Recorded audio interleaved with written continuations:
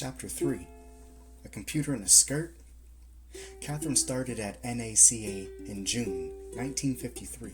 The agency was dedicated to flight research. Among other things, NACA engineers had developed the first aircraft that could fly faster than the speed of sound. NACA's research work required a lot of complex math. In 1953, electronic computers were not generally used. So research mathematicians, who were often called computers, did the math that the engineers needed.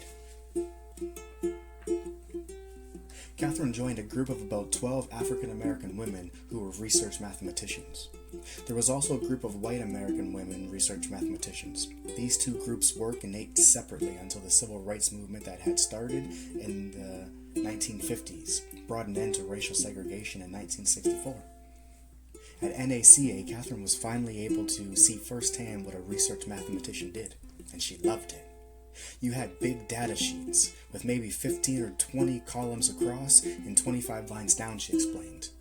And you solved those all the way across for days. It was fascinating. Research mathematicians sometimes left the group and worked full-time with engineers on specific projects. When the project was done, they returned to the group. Shortly after she arrived, Katherine was sent to work full-time on a flight research project. The engineers quickly became impressed by Katherine's math skills, as well as her interest in learning as much as about the project as she could.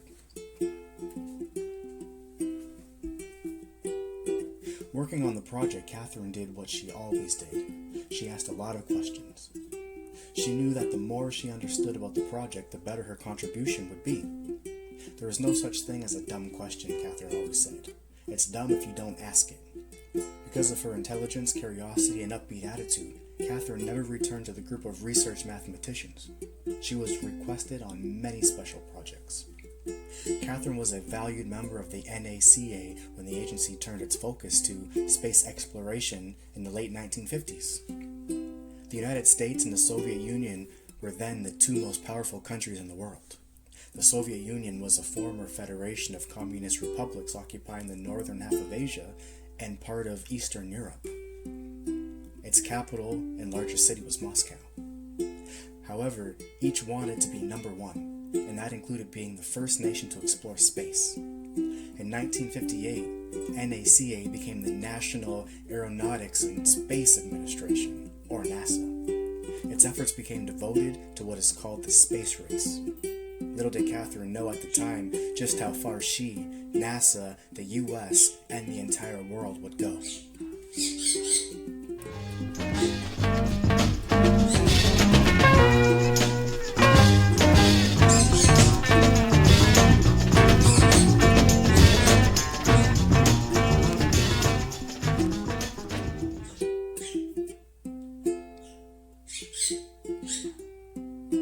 Chapter 4. Katherine takes off.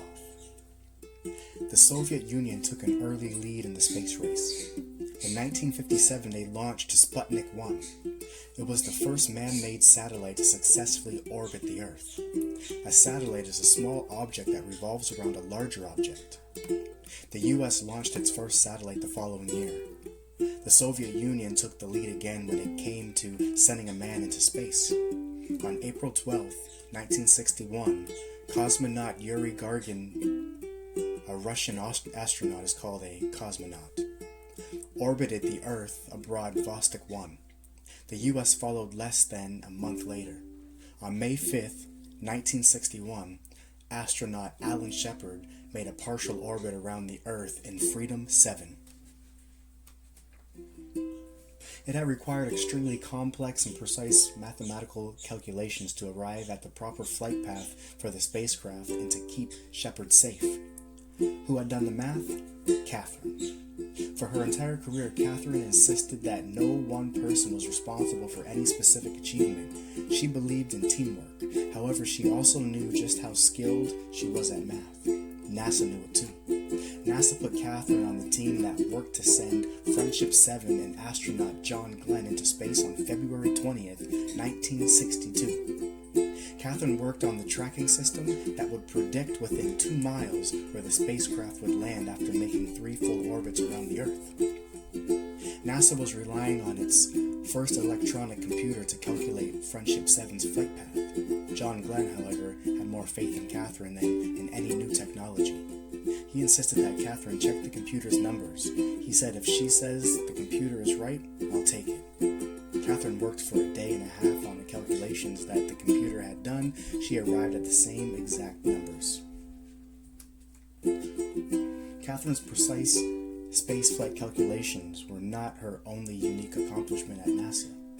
Early in NASA's history, only men attended briefing meetings where spaceflight was discussed. Katherine wanted to be at those meetings and kept asking if she could go. She even asked, is there a law against it? Katherine's persistence paid off. She was eventually invited to attend all briefing meetings, and she participated in the discussions. She was also the first woman in her division to have her name included on a report. The report contained theories Katherine had helped to develop about how to launch, track, and bring back spacecraft. Katherine also became an important member of the team behind Apollo 11. By the late 1960s, both the Soviet Union and the US had landed unmanned vehicles on the moon, but neither had ever put a person on the moon. Apollo 11 was going to be the first manned spaceflight to land on the moon. On July 16, 1969, Apollo 11 launched and headed to the moon with 3 astronauts on board. Katherine had computed the path to get them there, the landing and successful return of the Apollo 11's flight to the moon made headlines all around the world, and it could not have been possible without Katherine's help. 4 days later, on July 20th, 1969, Katherine, along with the rest of the world, watched on television as astronaut Neil Armstrong took mankind's first step on the moon. The little girl from White Sulphur Springs who loved to count had helped the U.S. make world history. The U.S. was now the clear leader in the space race. Katherine admitting to being concerned about the return flight. If we were off by just a few feet or seconds, they were done, she remembered. Astronauts wouldn't be able to return home. Katherine had no need to worry. Her calculations were as accurate as ever.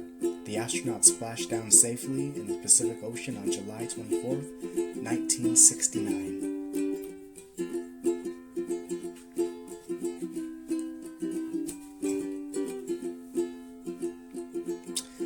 Well, I believe that's it for now. I hope you will tune in tomorrow for Chapter 5, which is, I believe, the concluding chapter of You Should Meet Katherine Johnson. Have a good night. We'll see you later.